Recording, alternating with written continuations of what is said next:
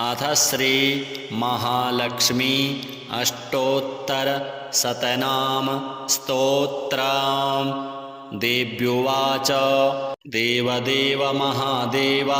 त्रिकालज्ञ महेश्वर करुणाकर देवेश भक्तानुग्रहकारक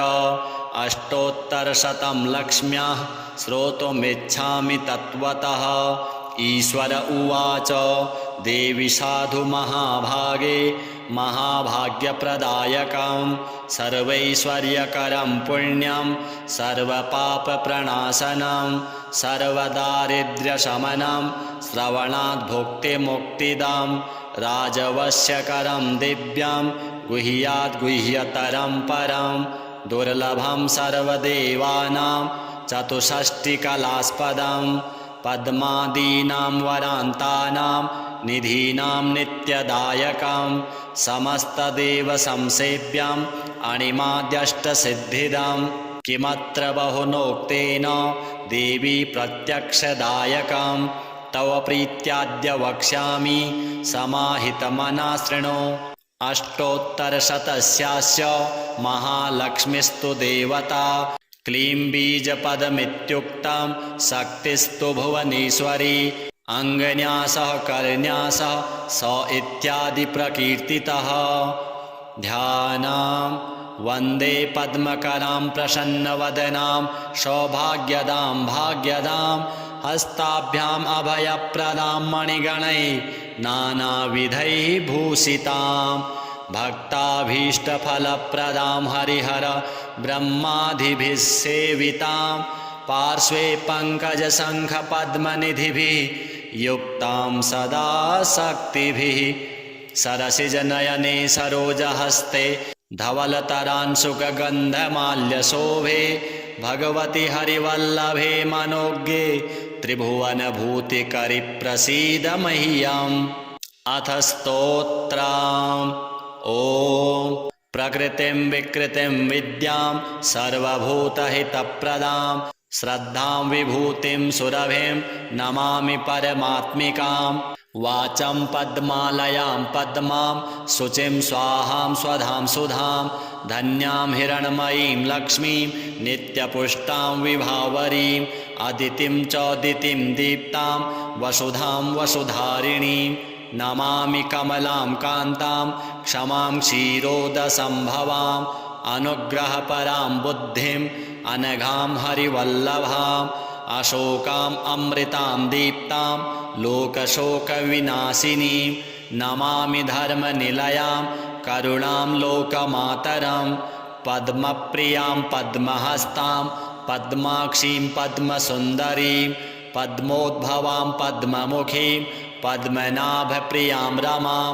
पद्ममालाधरां देवीं पद्मिनीं पद्मगन्धिनीं पुण्यगन्धा सुप्रसन्ना प्रसादाभिमुखीं प्रभां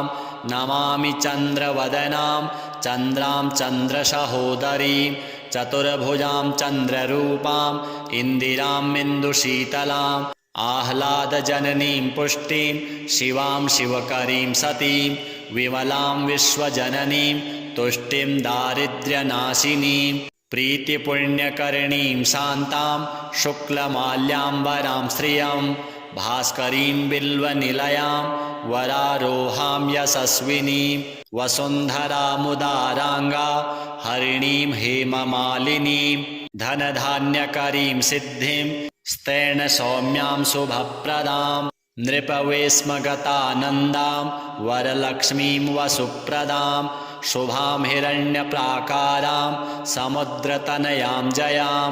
नमामि मङ्गलां देवीं विष्णुवक्षःस्थलस्थितां विष्णुपत्नीं प्रसन्नाक्षीं नारायणसमाश्रितां दारिद्र्यध्वंसिनीं देवीं सर्वोपद्रववारिणीं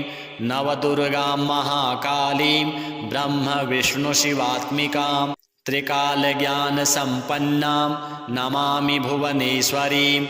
लक्ष्मीं क्षीरसमुद्रराज तनयां श्रीरङ्गधामेश्वरीं दासीभूतसमस्तदेववनितां लोकैकदीपाङ्कुरां श्रीमन्मन्दकटाक्षलब्धविभवत् ब्रह्मेन्द्रगङ्गाधरां त्वां त्रैलोक्यकुटुम्बिनीं सरसिजां वन्दे मुकुन्दप्रियां मातर्नमामि कमले कमलायताक्षी श्रीविष्णुहृतकमलवासिनि विश्वमातः क्षीरोदजे कमलकोमलगर्भगौरी लक्ष्मी प्रसीद सततं समतां शरण्ये त्रिकालं यो जपेद् विद्वान् षड्मासं विजितेन्द्रियः दारिद्र्यध्वंसनं कृत्वा सर्वमाप्नोति यत्नतः देवी नाम सहस्रेषु पुण्यम् अष्टोत्तरं शतम् येन श्रियमवाप्नोति कोटिजन्मदरिद्रतः भृगुवारे शतं धीमान् पठेत् वत्सरमात्रकम् अष्टैश्वर्यमवाप्नोति कुबेर इव भूतले दारिद्र्यमोचनं नाम स्तोत्रम् अम्बा परं शतं येन श्रियमवाप्नोति कोटिजन्मदरिद्रतः भुक्त्वा तु विपुलान् भोगान् अन्ते सायुज्यमाप्नुयात् प्रातः काले पठेन्नित्यं सर्वदुःखोपशान्तये पठन्तु चिन्तयेद्देवीं सर्वाभरणभूषितां श्रीमहालक्ष्म्यार्पणमस्तु। ॐ प्रकृतिं विकृतिं विद्यां सर्वभूतहितप्रदां श्रद्धां विभूतिं सुरभिं नमामि परमात्मिकां वाचं पद्मालयां पद्मां शुचिं स्वाहां स्वधां सुधां धन्यां हिरण्मयीं लक्ष्मीं नित्यपुष्टां विभावरीं अदितिं चोदितिं दीप्तां वसुधां वसुधारिणीं नमामि कमलां कान्तां क्षमां क्षीरोदसम्भवाम् अनुग्रहपरां बुद्धिं अनघां हरिवल्लभाम् अशोकाम् अमृतां दीप्तां लोकशोकविनाशिनीं नमामि धर्मनिलयां करुणां लोकमातरं पद्मप्रियां पद्महस्तां पद्माक्षीं पद्मसुन्दरीं पद्मोद्भवां पद्ममुखीं पद्मनाभप्रियां रमां पद्ममालाधरां देवीं पद्मिनीं पद्मगन्धिनीं पुण्यगन्धा सुप्रसन्ना प्रसादाभिमुखीं प्रभां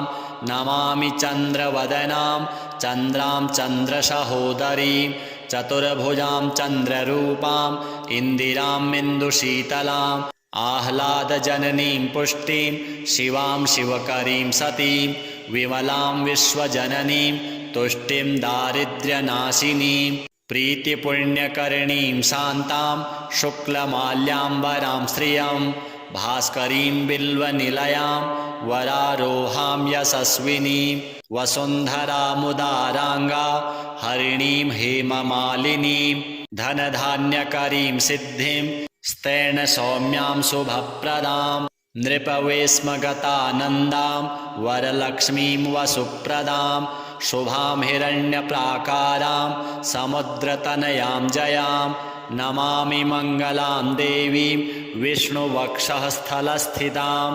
विष्णुपत्नीं प्रसन्नाक्षीं नारायणसमाश्रितां दारिद्र्यध्वंसिनीं देवीं सर्वोपद्रववारिणीं नवदुर्गां महाकालीं ब्रह्मविष्णुशिवात्मिकां त्रिकालज्ञानसम्पन्नां नमामि भुवनेश्वरीं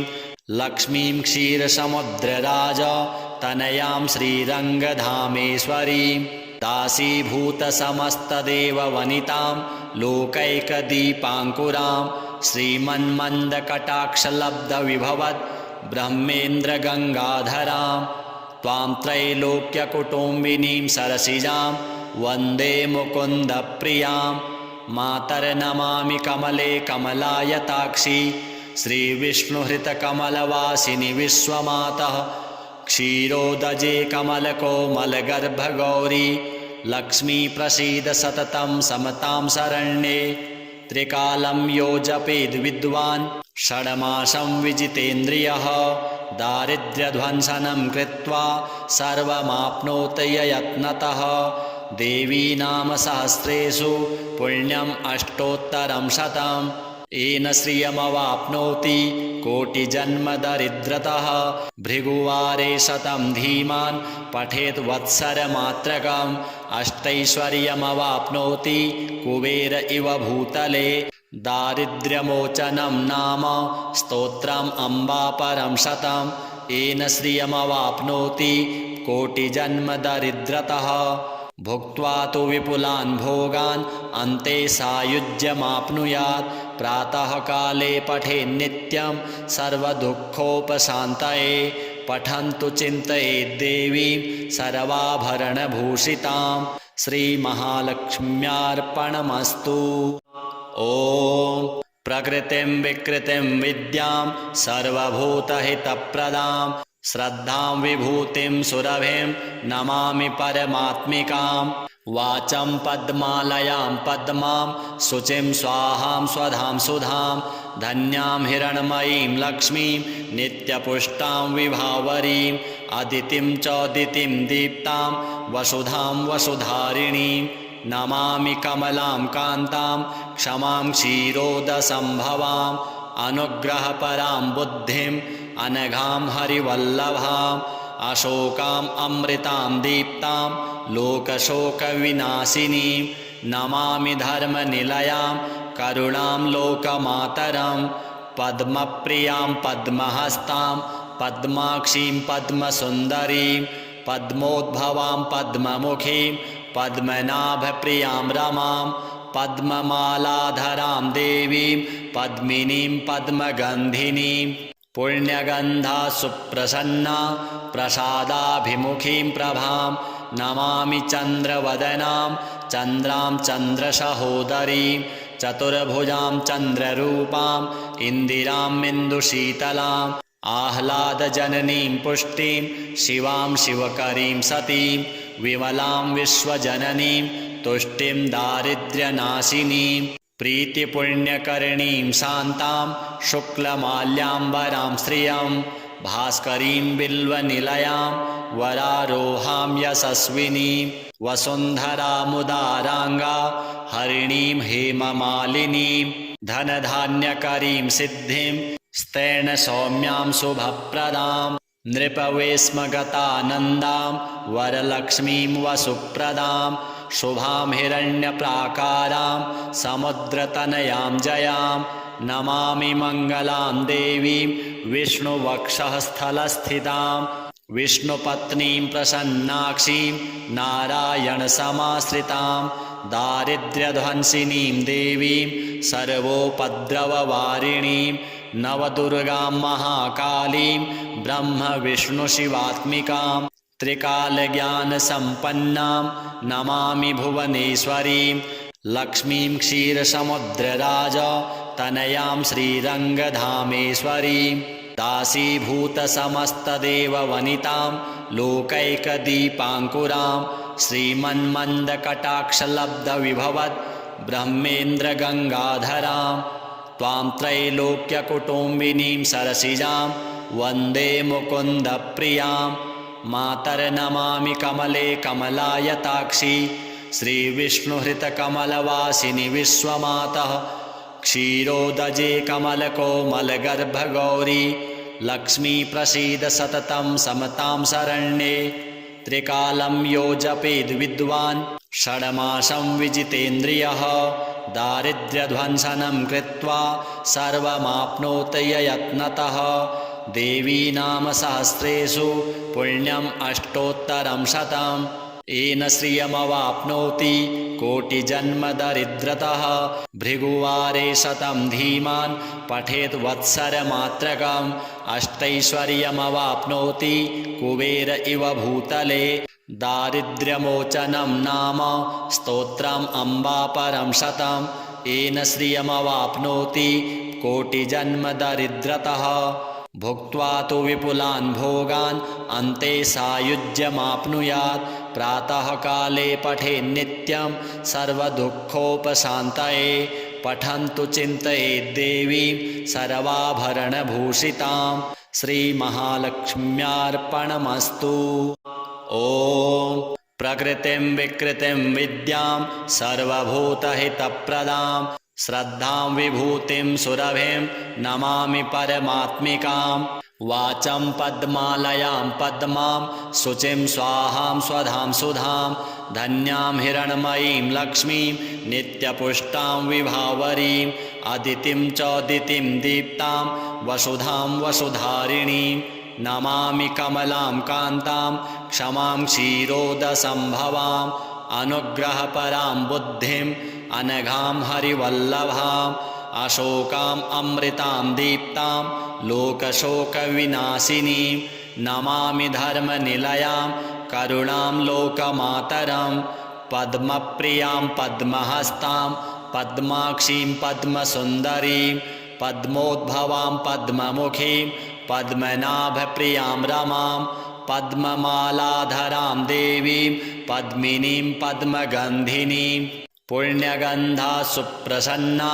प्रसादाभिमुखीं प्रभां नमामि चन्द्रवदनां चन्द्रां चन्द्रसहोदरीं चतुर्भुजां चन्द्ररूपां इन्दिरां इन्दुशीतलाम् आह्लादजननीं पुष्टिं शिवां शिवकरीं सतीं विमलां विश्वजननीं तुष्टिं दारिद्र्यनाशिनीं प्रीतिपुण्यकरणीं शान्तां शुक्लमाल्याम्बरां श्रियं भास्करीं बिल्वनिलयां वरारोहां यशस्विनीं वसुन्धरामुदाराङ्गा हरिणीं हेममालिनीं धनधान्यकरीं सिद्धिं स्तैर्णसौम्यां शुभप्रदां नृपवेश्मगतानन्दां वरलक्ष्मीं वसुप्रदां शुभां हिरण्यप्राकारां समुद्रतनयां जयां नमामि मङ्गलां देवीं विष्णुवक्षः स्थलस्थितां विष्णुपत्नीं प्रसन्नाक्षीं नारायणसमाश्रितां दारिद्र्यध्वंसिनीं देवीं सर्वोपद्रववारिणीं नवदुर्गां महाकालीं ब्रह्मविष्णुशिवात्मिकां त्रिकालज्ञानसम्पन्नां नमामि भुवनेश्वरीं लक्ष्मीं क्षीरसमुद्रराज तनयां श्रीरङ्गधामेश्वरीं दासीभूतसमस्तदेववनितां लोकैकदीपाङ्कुरां श्रीमन्मन्दकटाक्षलब्धविभवद् ब्रह्मेन्द्रगङ्गाधरां त्वां त्रैलोक्यकुटुम्बिनीं सरसिजां वन्दे मुकुन्दप्रियां मातर्नमामि कमले कमलायताक्षी श्रीविष्णुहृतकमलवासिनि विश्वमातः क्षीरोदजे कमलकोमलगर्भगौरी लक्ष्मी प्रसीद सततं समतां शरण्ये त्रिकालं यो जपेद् विद्वान् षड्मासं विजितेन्द्रियः दारिद्र्यध्वंसनं कृत्वा सर्वमाप्नोत यत्नतः देवी नाम सहस्रेषु पुण्यम् अष्टोत्तरं शतम् येन श्रियमवाप्नोति कोटिजन्मदरिद्रतः भृगुवारे शतं धीमान् पठेत् वत्सरमात्रकम् अष्टैश्वर्यमवाप्नोति कुबेर इव भूतले दारिद्र्यमोचनं नाम स्तोत्रम् अम्बापरं शतं येन श्रियमवाप्नोति कोटिजन्मदरिद्रतः भुक्त्वा तु विपुलान् भोगान् अन्ते सायुज्यमाप्नुयात् प्रातःकाले पठेन्नित्यं सर्वदुःखोपशान्तये पठन्तु चिन्तयेत् देवीं सर्वाभरणभूषितां श्रीमहालक्ष्म्यार्पणमस्तु। ॐ प्रकृतिं विकृतिं विद्यां सर्वभूतहितप्रदां श्रद्धां विभूतिं सुरभिं नमामि परमात्मिकां वाचं पद्मालयां पद्मां शुचिं स्वाहां स्वधां सुधां धन्यां हिरण्मयीं लक्ष्मीं नित्यपुष्टां विभावरीं अदितिं चोदितिं दीप्तां वसुधां वसुधारिणीं नमामि कमलां कान्तां क्षमां क्षीरोदसम्भवाम् अनुग्रहपरां बुद्धिं अनघां हरिवल्लभाम् अशोकाम् अमृतां दीप्तां लोकशोकविनाशिनीं नमामि धर्मनिलयां करुणां लोकमातरं पद्मप्रियां पद्महस्तां पद्माक्षीं पद्मसुन्दरीं पद्मोद्भवां पद्ममुखीं पद्मनाभप्रियां रमां पद्ममालाधरां देवीं पद्मिनीं पद्मगन्धिनीं पुण्यगन्धा सुप्रसन्ना प्रसादाभिमुखीं प्रभां नमामि चन्द्रवदनां चन्द्रां चन्द्रसहोदरीं चतुर्भुजां चन्द्ररूपाम् इन्दिरामिन्दुशीतलाम् आह्लादजननीं पुष्टिं शिवां शिवकरीं सतीं विमलां विश्वजननीं तुष्टिं दारिद्र्यनाशिनीं प्रीतिपुण्यकरणीं शान्तां शुक्लमाल्याम्बरां श्रियं भास्करीं बिल्वनिलयां वरारोहां यशस्विनीं वसुन्धरामुदाराङ्गा हरिणीं हेममालिनीं धनधान्यकरीं सिद्धिं स्तेन सौम्यां शुभप्रदां नृपवेश्मगतानन्दां वरलक्ष्मीं वसुप्रदां शुभां हिरण्यप्राकारां समुद्रतनयां जयां नमामि मङ्गलां देवीं विष्णुवक्षःस्थलस्थितां विष्णुपत्नीं प्रसन्नाक्षीं नारायणसमाश्रितां दारिद्र्यध्वंसिनीं देवीं सर्वोपद्रववारिणीं नवदुर्गां महाकालीं ब्रह्मविष्णुशिवात्मिकां त्रिकालज्ञानसम्पन्नां नमामि भुवनेश्वरीं लक्ष्मीं क्षीरसमुद्रराजतनयां श्रीरङ्गधामेश्वरीं दासीभूतसमस्तदेववनितां लोकैकदीपाङ्कुरां श्रीमन्मन्दकटाक्षलब्धविभवद् ब्रह्मेन्द्रगङ्गाधरां त्वां त्रैलोक्यकुटुम्बिनीं सरसिजां वन्दे मुकुन्दप्रियां मातर्नमामि कमले कमलायताक्षी श्रीविष्णुहृतकमलवासिनि विश्वमातः क्षीरोदजे कमलकोमलगर्भगौरी लक्ष्मी प्रसीद सततं समतां शरण्ये त्रिकालं यो जपेद् विद्वान् षड्मासं विजितेन्द्रियः दारिद्र्यध्वंसनं कृत्वा सर्वमाप्नोत यत्नतः देवी नाम सहस्रेषु पुण्यम् अष्टोत्तरं शतम् येन श्रियमवाप्नोति कोटिजन्मदरिद्रतः भृगुवारे शतं धीमान् पठेत् वत्सरमात्रकम् अष्टैश्वर्यमवाप्नोति कुबेर इव भूतले दारिद्र्यमोचनं नाम स्तोत्रम् अम्बापरं शतं येन श्रियमवाप्नोति कोटिजन्मदरिद्रतः भुक्त्वा तु विपुलान् भोगान् अन्ते सायुज्यमाप्नुयात् प्रातः काले पठेन्नित्यं सर्वदुःखोपशान्तये पठन्तु चिन्तयेद्देवीं सर्वाभरणभूषितां श्रीमहालक्ष्म्यार्पणमस्तु। ॐ प्रकृतिं विकृतिं विद्यां सर्वभूतहितप्रदां श्रद्धां विभूतिं सुरभिं नमामि परमात्मिकां वाचं पद्मालयां पद्मां शुचिं स्वाहां स्वधां सुधां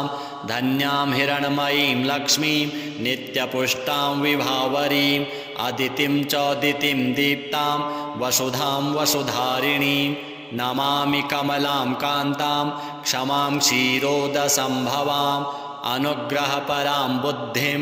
अनघां हरिवल्लभाम् अशोकाम् अमृतां दीप्तां लोकशोकविनाशिनीं नमामि धर्मनिलयां करुणां लोकमातरं पद्मप्रियां पद्महस्तां पद्माक्षीं पद्मसुन्दरीं पद्मोद्भवां पद्ममुखीं पद्मनाभप्रियां रमां पद्ममालाधरां देवीं पद्मिनीं पद्मगन्धिनीं पुण्यगन्धा सुप्रसन्ना प्रसादाभिमुखीं प्रभां नमामि चन्द्रवदनां चन्द्रां चन्द्रसहोदरीं चतुर्भुजां चन्द्ररूपाम् इन्दिरामिन्दुशीतलाम् आह्लादजननीं पुष्टिं शिवां शिवकरीं सतीं विमलां विश्वजननीं तुष्टिं दारिद्र्यनाशिनीं प्रीतिपुण्यकरणीं शान्तां शुक्लमाल्याम्बरां श्रियं भास्करीं बिल्वनिलयां वरारोहां यशस्विनीं वसुन्धरामुदाराङ्गा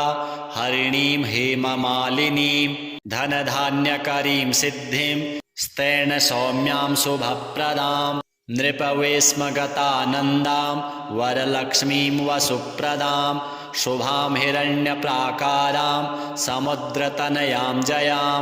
नमामि मङ्गलां देवीं विष्णुवक्षः स्थलस्थितां विष्णुपत्नीं प्रसन्नाक्षीं नारायणसमाश्रितां दारिद्र्यध्वंसिनीं देवीं सर्वोपद्रववारिणीं नवदुर्गां महाकालीं ब्रह्मविष्णुशिवात्मिकां त्रिकालज्ञानसम्पन्नां नमामि भुवनेश्वरीं लक्ष्मीं क्षीरसमुद्रराज तनयां श्रीरङ्गधामेश्वरीं दासीभूतसमस्तदेववनितां लोकैकदीपाङ्कुरां श्रीमन्मन्दकटाक्षलब्धविभवद् ब्रह्मेन्द्रगङ्गाधरां त्वां त्रैलोक्यकुटुम्बिनीं सरसिजां वन्दे मुकुन्दप्रियां मातर्नमामि कमले कमलायताक्षी श्रीविष्णुहृतकमलवासिनि विश्वमातः क्षीरोदजे कमलकोमलगर्भगौरी लक्ष्मी प्रसीद सततं समतां शरण्ये त्रिकालं यो जपेद् विद्वान् षड्मासं विजितेन्द्रियः दारिद्र्यध्वंसनं कृत्वा सर्वमाप्नोति यत्नतः देवी नाम सहस्रेषु पुण्यम् अष्टोत्तरं शतम् येन श्रियमवाप्नोति कोटिजन्मदरिद्रतः भृगुवारे शतं धीमान् पठेत् वत्सरमात्रकम् अष्टैश्वर्यमवाप्नोति कुबेर इव भूतले दारिद्र्यमोचनं नाम स्तोत्रम् अम्बा परं शतं येन श्रियमवाप्नोति कोटिजन्मदरिद्रतः भुक्त्वा तु विपुलान् भोगान् अन्ते सायुज्यमाप्नुयात् प्रातःकाले पठेन्नित्यं सर्वदुःखोपशान्तये पठन्तु चिन्तयेद्देवीं सर्वाभरणभूषितां श्रीमहालक्ष्म्यार्पणमस्तु। ॐ प्रकृतिं विकृतिं विद्यां सर्वभूतहितप्रदां श्रद्धां विभूतिं सुरभिं नमामि परमात्मिकां वाचं पद्मालयां पद्मां शुचिं स्वाहां स्वधां सुधां धन्यां हिरण्मयीं लक्ष्मीं नित्यपुष्टां विभावरीं अदितिं चोदितिं दीप्तां वसुधां वसुधारिणीं नमामि कमलां कान्तां क्षमां क्षीरोदसम्भवां अनुग्रहपरां बुद्धिं अनघां हरिवल्लभाम् अशोकाम् अमृतां दीप्तां लोकशोकविनाशिनीं नमामि धर्मनिलयां करुणां लोकमातरं पद्मप्रियां पद्महस्तां पद्माक्षीं पद्मसुन्दरीं पद्मोद्भवां पद्ममुखीं पद्मनाभप्रियां रमां पद्ममालाधरां देवीं पद्मिनीं पद्मगन्धिनीं पुण्यगन्धा सुप्रसन्ना प्रसादाभिमुखीं प्रभां नमामि चन्द्रवदनां चन्द्रां चन्द्रसहोदरीं चतुर्भुजां चन्द्ररूपां इन्दिरां इन्दुशीतलाम् आह्लादजननीं पुष्टिं शिवां शिवकरीं सतीं विमलां विश्वजननीं तुष्टिं दारिद्र्यनाशिनीं प्रीतिपुण्यकरणीं शान्तां शुक्लमाल्याम्बरां श्रियं भास्करीं बिल्वनिलयां वरारोहां यशस्विनीं वसुन्धरामुदाराङ्गा हरिणीं हेममालिनीं धनधान्यकरीं सिद्धिं स्तेन सौम्यां शुभप्रदां नृपवेश्मगतानन्दां वरलक्ष्मीं वसुप्रदां शुभां हिरण्यप्राकारां समुद्रतनयां जयां नमामि मङ्गलां देवीं विष्णुवक्षः स्थलस्थितां विष्णुपत्नीं प्रसन्नाक्षीं नारायणसमाश्रितां दारिद्र्यध्वंसिनीं देवीं सर्वोपद्रववारिणीं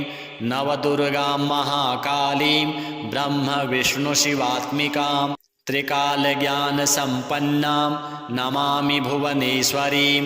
लक्ष्मीं क्षीरसमुद्रराज तनयां श्रीरङ्गधामेश्वरीं दासीभूतसमस्तदेववनितां लोकैकदीपाङ्कुरां श्रीमन्मन्दकटाक्षलब्धविभवद् ब्रह्मेन्द्रगङ्गाधरां त्वां त्रैलोक्यकुटुम्बिनीं सरसिजां वन्दे मुकुन्दप्रियां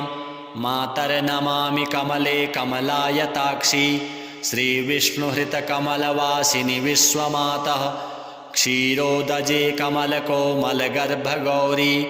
लक्ष्मी प्रसीद सततं समतां शरण्ये त्रिकालं यो जपेद् विद्वान् षड्मासं विजितेन्द्रियः दारिद्र्यध्वंसनं कृत्वा सर्वमाप्नोत यत्नतः देवी नाम सहस्रेषु पुण्यम् अष्टोत्तरं शतम् येन श्रियमवाप्नोति कोटिजन्मदरिद्रतः भृगुवारे शतं धीमान् पठेत् वत्सरमात्रकम् अष्टैश्वर्यमवाप्नोति कुबेर इव भूतले दारिद्र्यमोचनं नाम स्तोत्रम् अम्बा परं शतं येन श्रियमवाप्नोति कोटिजन्मदरिद्रतः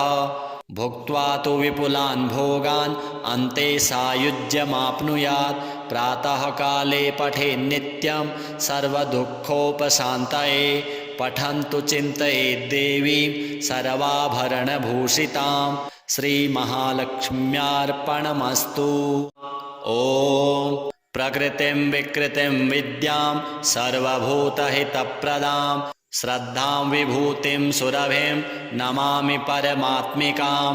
वाचं पद्मालयां पद्मां शुचिं स्वाहां स्वधां सुधां धन्यां हिरण्मयीं लक्ष्मीं नित्यपुष्टां विभावरीं अदितिं चोदितिं दीप्तां वसुधां वसुधारिणीं नमामि कमलां कान्तां क्षमां क्षीरोदसम्भवाम् अनुग्रहपरां बुद्धिं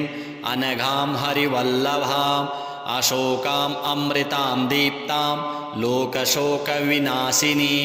नमामि धर्मनिलयां करुणां लोकमातरं पद्मप्रियां पद्महस्तां पद्माक्षीं पद्मसुन्दरीं पद्मोद्भवां पद्ममुखीं पद्मनाभप्रियां रमां पद्ममालाधरां देवीं पद्मिनीं पद्मगन्धिनीं पुण्यगन्धा सुप्रसन्ना प्रसादाभिमुखीं प्रभां नमामि चन्द्रवदनां चन्द्रां चन्द्रसहोदरीं चतुर्भुजां चन्द्ररूपां इन्दिरां इन्दुशीतलाम् आह्लादजननीं पुष्टिं शिवां शिवकरीं सतीं विमलां विश्वजननीं तुष्टिं दारिद्र्यनाशिनीं प्रीतिपुण्यकरणीं शान्तां शुक्लमाल्याम्बरां श्रियं भास्करीं बिल्वनिलयां वरारोहां यशस्विनीं वसुन्धरामुदाराङ्गा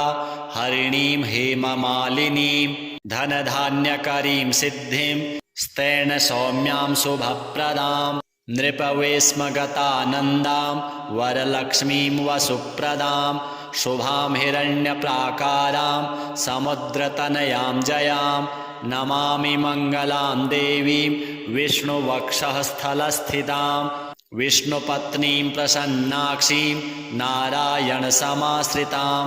दारिद्र्यध्वंसिनीं देवीं सर्वोपद्रववारिणीं नवदुर्गां महाकालीं ब्रह्मविष्णुशिवात्मिकां त्रिकालज्ञानसम्पन्नां नमामि भुवनेश्वरीं लक्ष्मीं क्षीरसमुद्रराजतनयां श्रीरङ्गधामेश्वरीं दासीभूतसमस्तदेववनितां लोकैकदीपाङ्कुरां श्रीमन्मन्दकटाक्षलब्धविभवद् ब्रह्मेन्द्रगङ्गाधरां त्वां त्रैलोक्यकुटुम्बिनीं सरसिजां वन्दे मुकुन्दप्रियां मातर्नमामि कमले कमलायताक्षी श्रीविष्णुहृतकमलवासिनि विश्वमातः क्षीरोदजे कमलकोमलगर्भगौरी लक्ष्मी प्रसीद सततं समतां शरण्ये त्रिकालं यो जपेद् विद्वान् षड्मासं विजितेन्द्रियः दारिद्र्यध्वंसनं कृत्वा सर्वमाप्नोत यत्नतः देवी नाम सहस्रेषु पुण्यम् अष्टोत्तरं शतम् येन श्रियमवाप्नोति कोटिजन्मदरिद्रतः भृगुवारे शतं धीमान् पठेत् वत्सरमात्रकम् अष्टैश्वर्यमवाप्नोति कुबेर इव भूतले दारिद्र्यमोचनं नाम स्तोत्रम् अम्बा परं शतं येन श्रियमवाप्नोति कोटिजन्मदरिद्रतः भुक्त्वा तु विपुलान् भोगान् अन्ते सायुज्यमाप्नुयात् प्रातःकाले पठेन्नित्यं सर्वदुःखोपशान्तये पठन्तु चिन्तयेद्देवीं सर्वाभरणभूषितां श्रीमहालक्ष्म्यार्पणमस्तु।